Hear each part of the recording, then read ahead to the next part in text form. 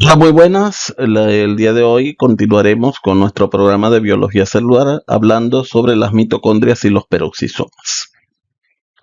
Para ello debemos cumplir pues los objetivos programáticos que serían definir las mitocondrias, describir la estructura y la función de las mitocondrias, explicar el origen de las mitocondrias, la estructura del genoma mitocondrial, sobre todo la función metabólica de las mitocondrias, los mecanismos de transporte de la membrana mitocondrial, los peroxisomas y describir la estructura, composición, origen, tipos y funciones de los peroxisomas. Entonces, en primer lugar, es un orgánulo citoplasmático, la mitocondria, porque está cubierto de membrana, en este caso de doble membrana, y eso es una cosa que es muy particular de las mitocondrias, que está presente prácticamente en todas las células eucariotas, con alguna excepción, ¿no? Como los glóbulos rojos maduros, cuya función principal es la generación de energía química, ¿verdad? Luego también puede tener otras funciones relacionadas con el almacenamiento de calcio o relacionadas con el control de la apoptosis, pero su función final principal va a ser metabólica. Posee una membrana, la membrana externa es más permeable a pequeños solutos y una membrana interna que es prácticamente impermeable. Luego, dentro de la membrana interna, vamos a tener el genoma. Las mitocondrias tienen su propio genoma. Vamos a tener los ribosomas y los ARN de transferencia y ribosomales propios, ¿no?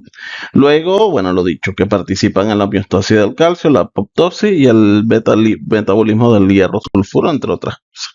Fíjense que si damos un vistazo a los distintos órganos, fíjense que las mitocondrias van a estar presentes particularmente en la célula muscular estriada cardíaca, que eso hace el corazón tan sensible a la isquemia, es altísimamente dependiendo de oxígeno.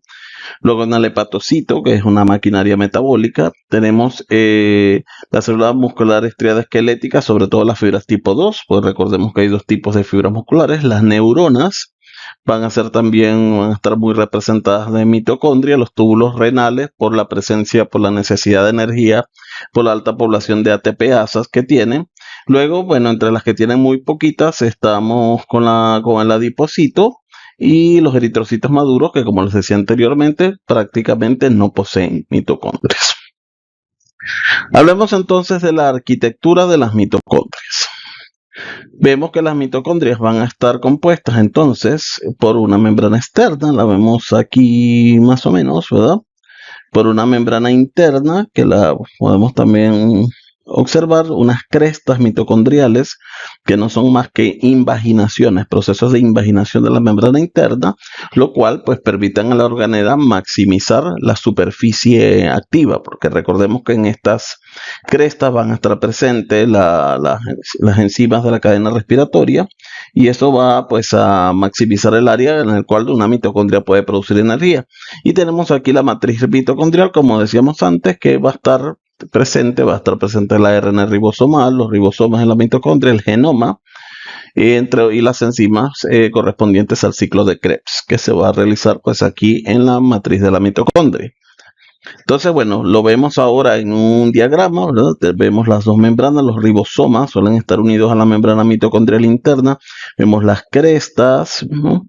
Vemos aquí representadas las partículas de la ATP sintasa, y aquí hay una estructura que se llaman juntas de la cresta, ¿verdad? Juntas de la cresta, ¿no? O sea, que van a ser como unos plegamientos de la membrana allí, ¿verdad? Que van a hacer, digamos, que estas crestas sean espacios pues más o menos separados. Luego tenemos pues las moléculas del ADN que también están presentes pues en la matriz de la mitocondria y tenemos luego también el espacio intermembrana, como las estructuras de la mitocondria.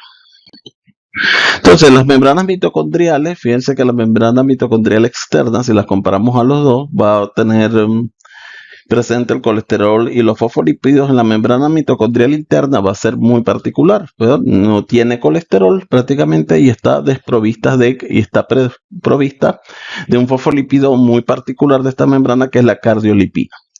La membrana mitocondrial interna va a tener presente una altísima proporción de proteínas, el triple más o menos de lo que tiene la membrana mitocondrial externa. En la externa vamos a conseguir sobre todo porinas. En este caso la interna ya habíamos dicho que va a ser muy impermeable y sobre todo va a estar tachonada de sistemas de transportes muy selectivos.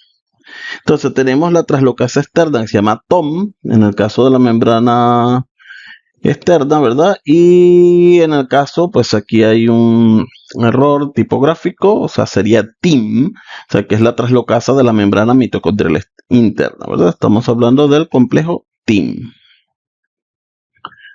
Lo vemos aquí, ambas membranas, fíjense como la membrana mitocondrial externa sobre todo tiene poros, o sea, tiene sistemas de paso de iones pequeños, ¿verdad? De sustratos, va a ser pues en ese sentido pues mucho más permeable que la membrana mitocondrial interna, que aquí vamos a tener sobre todo los componentes de la cadena respiratoria. Y tenemos el espacio intermembrana,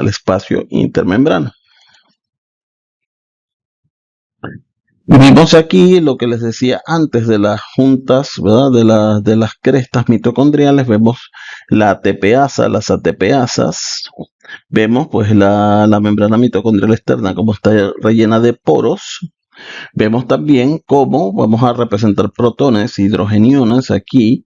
El pH entonces del espacio intermembrana va a ser mucho más ácido con respecto a la matriz de la membrana, y aquí tenemos pues las proteínas de la cadena respiratoria, las proteínas de la cadena respiratoria, es otra vista, y como vemos, como en las crestas mitocondriales estos elementos se concentran.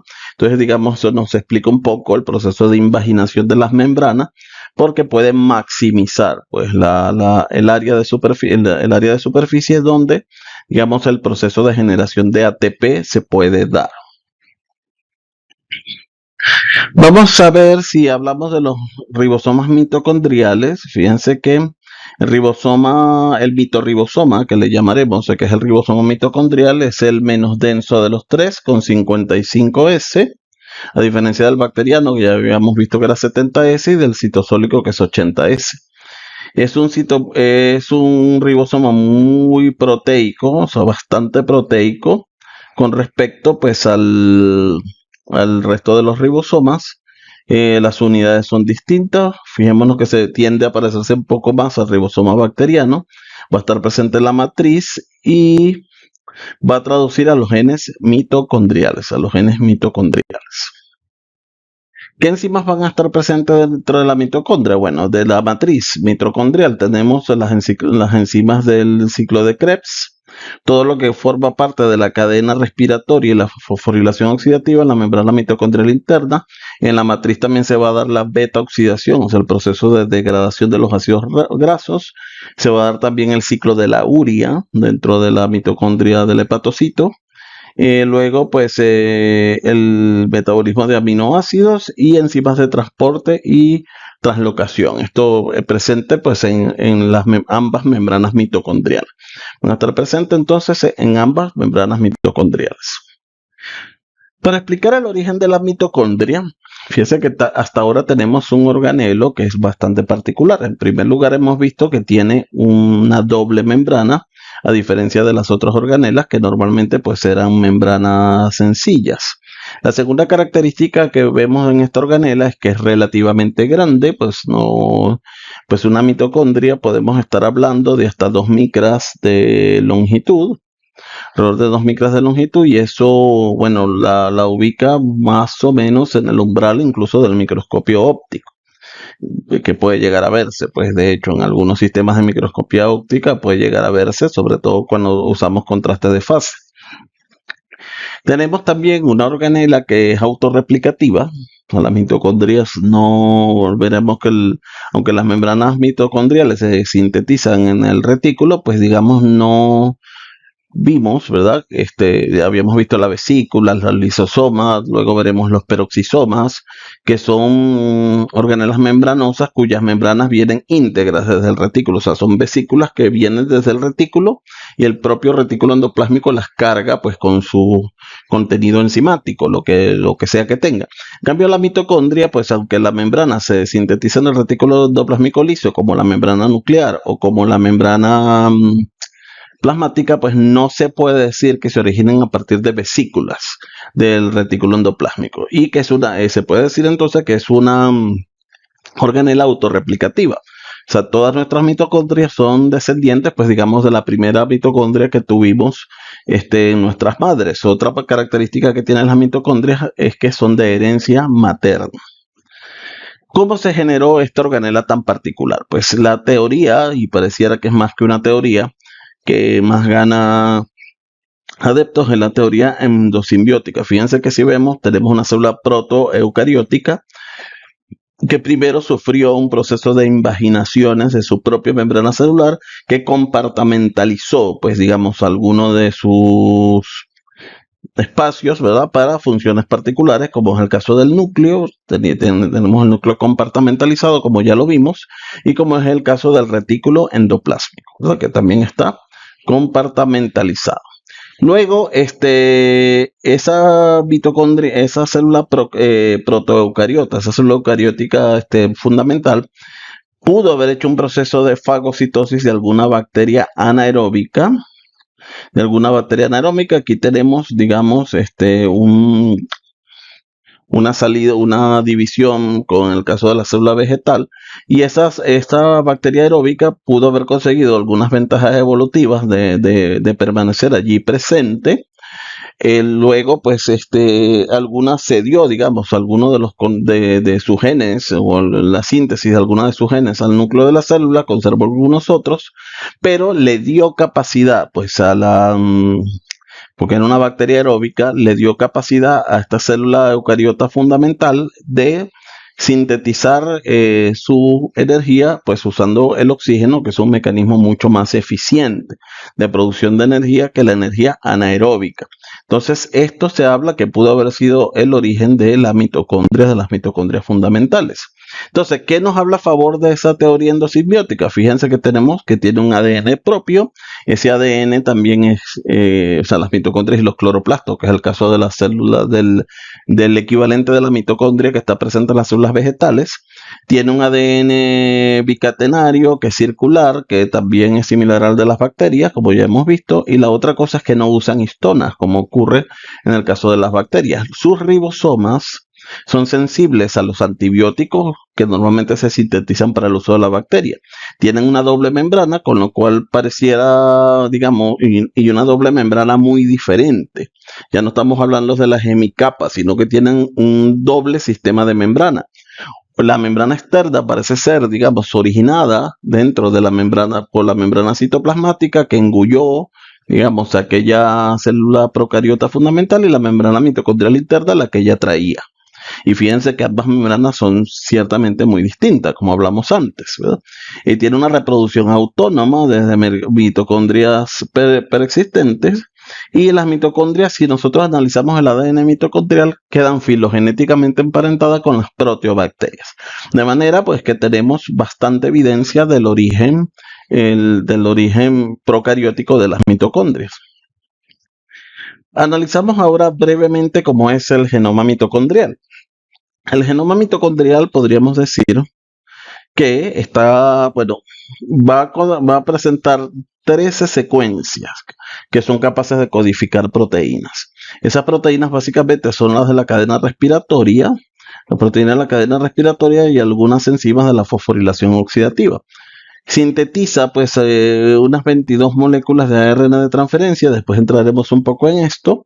Es de origen circular, tiene un origen de replicación, no está empaquetado por histona y es de herencia materna. El ADN mitocondrial que nosotros tenemos solamente lo heredamos desde nuestras madres, porque está presente en el ovocito, ¿no? O sea, con excepción del núcleo, pues todo lo del espermatozoide pues se expulsa, se pierde. Entonces, ¿qué características tiene el código genético mitocondrial?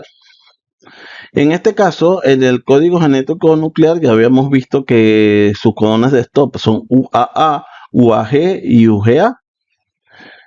Entonces, fíjense que nosotros vamos a tener, digamos, del universal solamente UAA, solamente UAA. Tenemos otros que AGA y AGG, ¿verdad? Pero que coincide solamente UAA. Entonces, los codones de inicio válido, principalmente AUG. En el caso del ADN mitocondrial tiene más, ¿verdad? Tiene otros 3, ¿verdad? El uso de condones, el uso de codones redundantes completos y restricciones y algunos codones redundantes que nosotros tenemos del genoma o no se usan en el genoma mitocondrial o tienen funciones distintas. O sea que en términos generales nosotros somos capaces de generar una menor cantidad de ARNs de transferencia. Fíjense que en el ADN nuclear se generan unos 32 tipos diferentes y en el ADN mitocondrial se originan solamente 22. O sea, eso permite lo que se llaman los emparejamientos relajados, que es este fenómeno de Guble.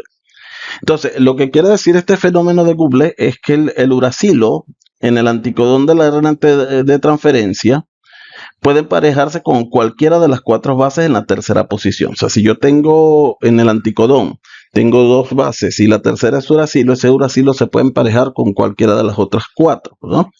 Entonces, de manera que un solo ARN de transferencia reconoce 4 codones distintos. Entonces yo, como tengo, es más plástico, ¿verdad? La capacidad de los ARN de transferencia de reconocer codones, tengo menor cantidad de ARN de transferencia que los que tengo en el caso del genoma, digamos, nuclear, ¿no? En el genoma nuclear. Otra característica del código mitocondrial es que no es compartido entre mitocondrias de distintas especies. O sea, puede variar de especie a especie este código mitocondrial, cosa que no ocurre con el código nuclear, vamos a llamarlo así, ¿verdad? No ocurre con el código nuclear. Vamos a hacer una pausa aquí para en el próximo vídeo seguir con el tema, ya entrar propiamente al tema de las mitocondrias y el metabolismo.